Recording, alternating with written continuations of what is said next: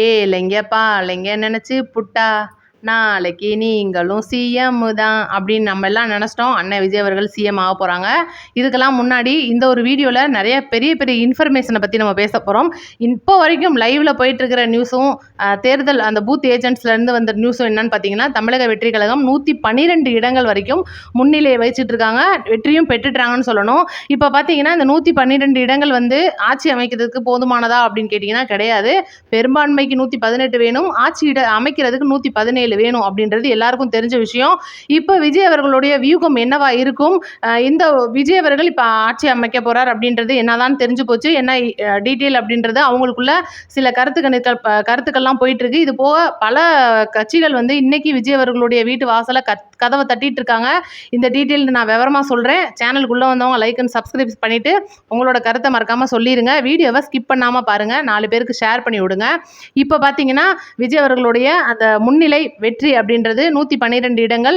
ரொம்ப முக்கியமான விஷயத்தை மட்டும் நம்ம கொஞ்சம் லைட்டாக பேசிடுவோம். முக்கியமான தொகுதிகளான கொளத்தூர் தொகுதி, ஸ்டாலின் அவர்களுடைய தொகுதி, ஆளும் கட்சியின் முதல்வராக இருந்த ஸ்டாலின் அவர்கள் ரொம்பவே வந்து பின்னுக்கு தள்ளப்பட்டிருக்கார் அப்படின்னு சொல்லணும். கொளத்தூர் தொகுதியில் VS பாபு அவர்கள் முன்னிலையில் பெற்று கொளத்தூர் தொகுதியில் அடுத்த எம்எல்ஏவா ஆயிட்டார் அப்படின்னு சொல்லணும். அது போக இந்த மாதிரி முக்கியமான ஒரு ஏரியாக்கள்னு பார்த்தீங்கன்னா நாங்குநேரி, இந்த நாங்குநேரி பிரச்சனைகள் மக்களிடையே எவ்வளோ பெரிய பிரதிபலிப்பை ஏற்படுத்துச்சுன்னு தெரியும். அந்த ஒரு தொகுதியில் டிவிக்கு முன்னிலையில் வச்சுருக்காங்க.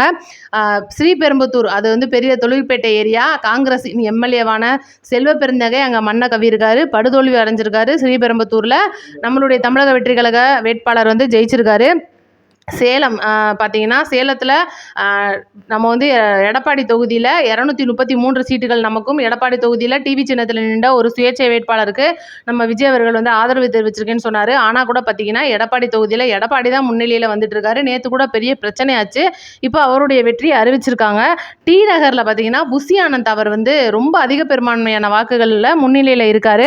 தூத்துக்குடி தொகுதியை நம்ம சொல்லி ஆகணும். ஸ்ரீநாத், விஜய் அவர்களுடைய உற்ற நண்பனான ஸ்ரீநாத் அவர்கள், அவர் எதிர்த்து நின்ற கீதா ஜீவன் முன்னாள் அமைச்சர் அவர்களை விட அதிக பெரும்பான்மையான வாக்குகளை பெற்று வெற்றி அடைஞ்சிருக்காரு.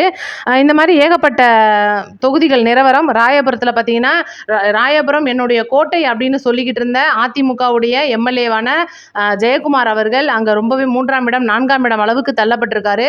சீமான் தன்னோட சொந்த ஊரான தன்னோட காரைக்குடியில் நான் நின்னா ஜெயிச்சிருவேன்னு சொல்லிட்டு ரொம்பவே நம்பிக்கையாக இருந்த இடத்துல 4ஆம் இடத்துக்கு தள்ளப்பட்டிருக்கார். காரைக்குடியில் DK பிரபு அவர்கள் முன்னிலையை வச்சு வெற்றி பெற்றிருக்கார். தமிழக வெற்றி கழகத்தை சேர்ந்தவர்.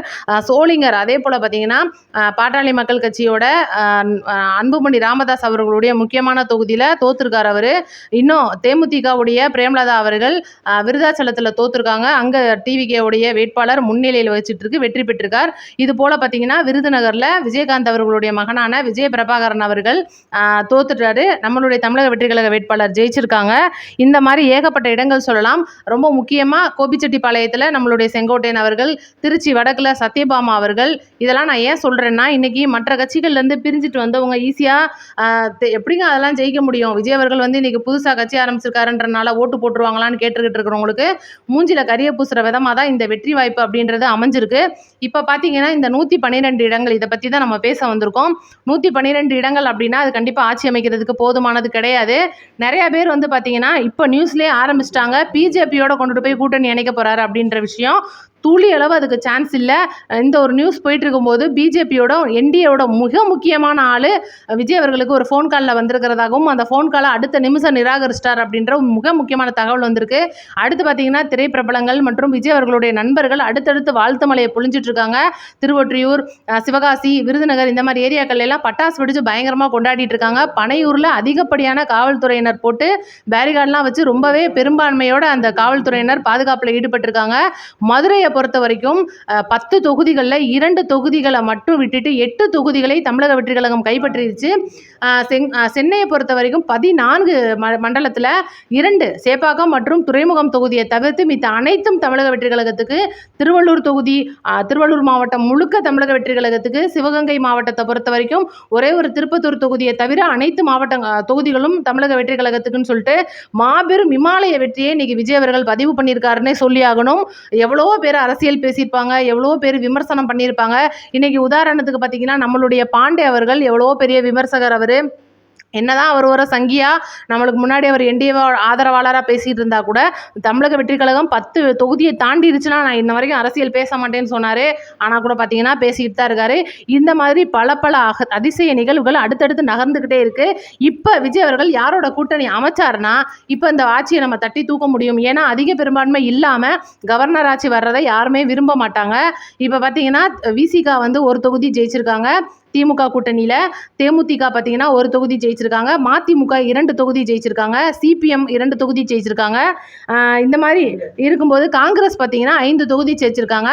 இப்போ விஜய் அவர்களுடைய வெற்றி உறுதி பண்ணப்பட்டதுக்கு அப்புறமா முதல் ட்வீட்டாக காங்கிரஸில் பிரவீன் சக்கரவர்த்தி அவர்கள் என்ன போட்டிருக்காரு அப்படின்னா, நான் எவ்வளவோ என் தலைவருக்கு சொன்னேன் ராகுல் காந்தி அவர்களுக்கு விஜயோட நம்ம கூட்டணி போவோன்னு. அவர் தான் ஸ்டாலின் அவர்கள் மேலே இருக்கிற ஒரு நண்பன், ஒரு அண்ணன் அப்படின்ற ஒரு பிரதர் அப்படின்ற முறையில் போய் சேர்ந்து இப்படி வந்து கட்சியை வீணாக்கிட்டாருன்னு சொல்லி பகிரங்கமாக ட்வீட் பண்ணியிருக்காரு. 5 தொகுதிகளை இன்னைக்கு காங்கிரஸ்லேருந்து வந்து டிவிகளை இணைக்கிறதுக்கு அதிக வாய்ப்புகள் இருக்குது. அந்த ஒரு கட்சி இணைஞ்சாலே இன்னைக்கு பெரும்பான்மையோட டிவிக்கு ஆட்சி அமைச்சரும். அது போக பார்த்தீங்கன்னா சிபிஎம்லேருந்து 2 தொகுதி, விசிகா 1 தொகுதி.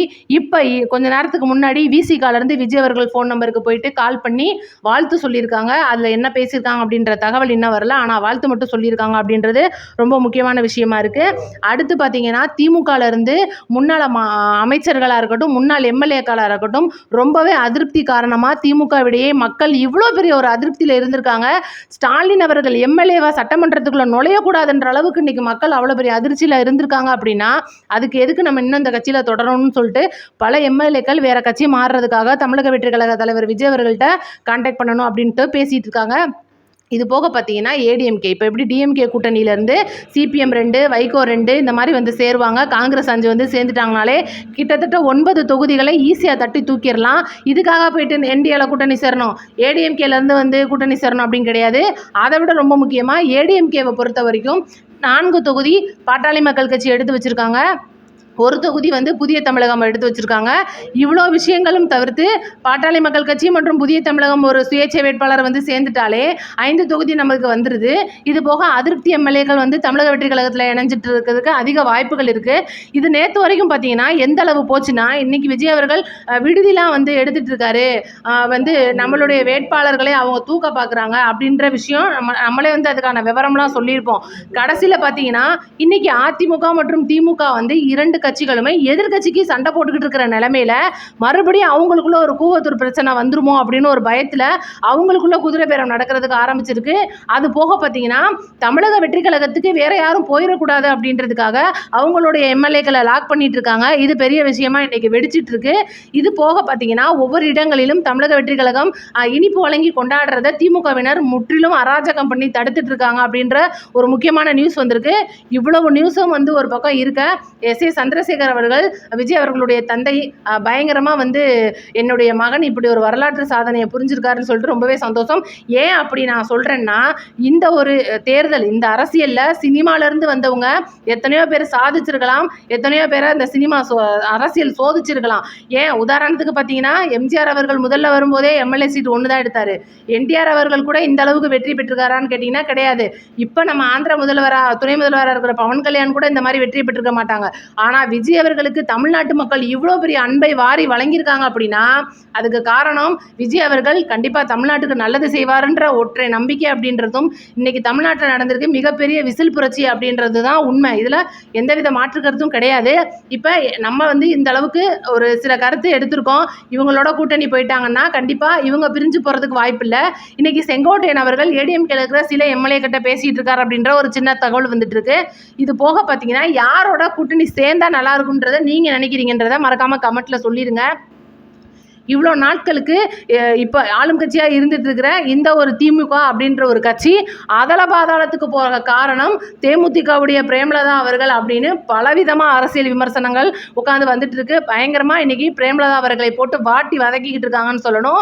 10 தொகுதிகளை கேட்டு வாங்கிக்கிட்டு, ஒரு தொகுதி நாடாளுமன்ற தொகுதியை கேட்டு வாங்கிட்டு சுதீஷ் அவர்களை பாராளுமன்றத்துக்கு அனுப்பிச்சிட்ட இந்த பேமெண்ட்ல தான் அவர்கள் ஒட்டுமொத்தமாக திமுகவில் இணைஞ்சு அவங்களுக்கு எதிராக தான் வேலை பார்த்துருக்காங்க அப்படின்றது இந்த ரிசல்ட் ரிசல்ட்டில் தெளிவாக தெரிஞ்சு போச்சு.